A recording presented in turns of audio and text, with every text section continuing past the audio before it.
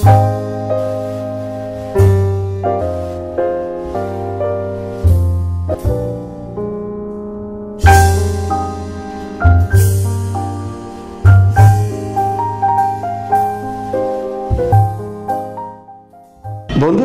আমরা দুটো ভিডিও দেখব যেখানে কিভাবে দুটো প্রাণী যথা প্রথমটি বহির্নিষেক করে এবং অন্যটি অন্তর্নিষেক করে থাকে।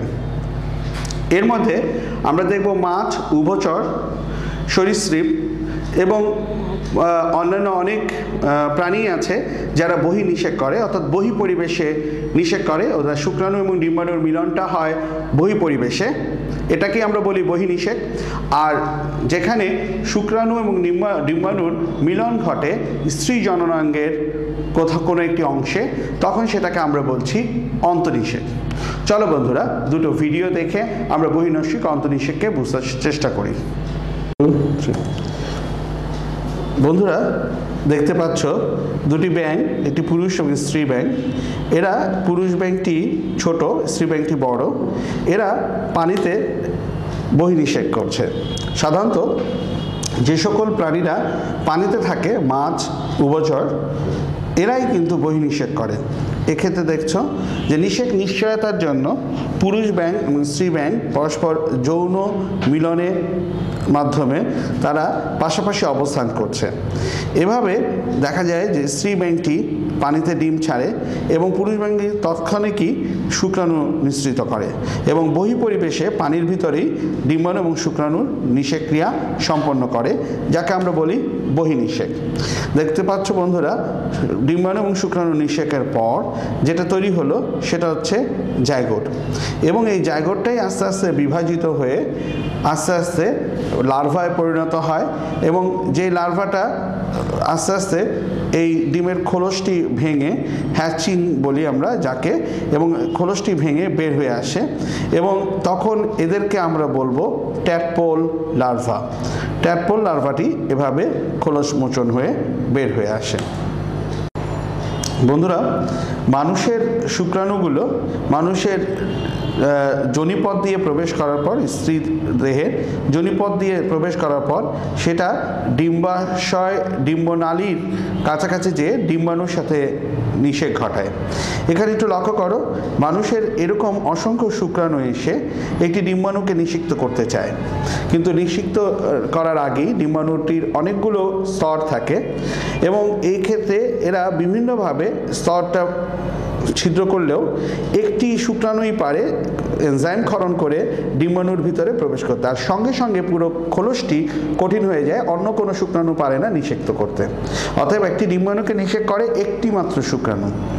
কিন্তু বন্ধুরা এই শুক্রাণুটি প্রবেশ করার পর এই শুক্রাণুর লেজ, মস্তকের অংশ খসে পড়ে, শুধুমাত্র নিউক্লিয়াসটি ডিম্বাণুর আবরণটা ভেদ করে এই ডিম্বাণুর নিউক্লিয়াসে প্রবেশ করে এবং শুক্রাণু ডিম্বাণুর নিউক্লিয়াস যুক্ত হয়ে একটি জাইগোট পরিণত হয় এবং এই জাইগোটের মধ্যে এক সেট 2 সেট অর্থাৎ 23 জোড়া ক্রোমোজোম দেখা যায়।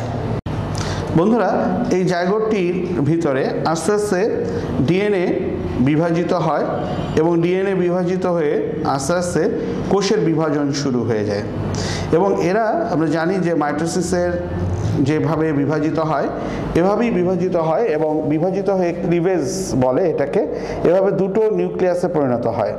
এভাবে একটা ডিম্বাণুর ভিতরে দুটো নিউক্লিয়াস, তারপর 3টি, 4টি, দুটো থেকে 4টি, 4টি থেকে 8টি, 8টি থেকে 16টি, এভাবে করতে করতে ডিম্বাণুটি আস্তে আস্তে ডিম্বনালীর ফানেল থেকে জরায়ুর দিকে ধাবিত হতে থাকে। এভাবেই জরায়ু এসে আস্তে আস্তে এটি বহুকোষী একটি বলের মতো অবস্থায় পড়ে যায় এবং এই বলটাই আস্তে আস্তে জরায়ুর গাত্রে প্রতিস্থাপিত হতে শুরু করে।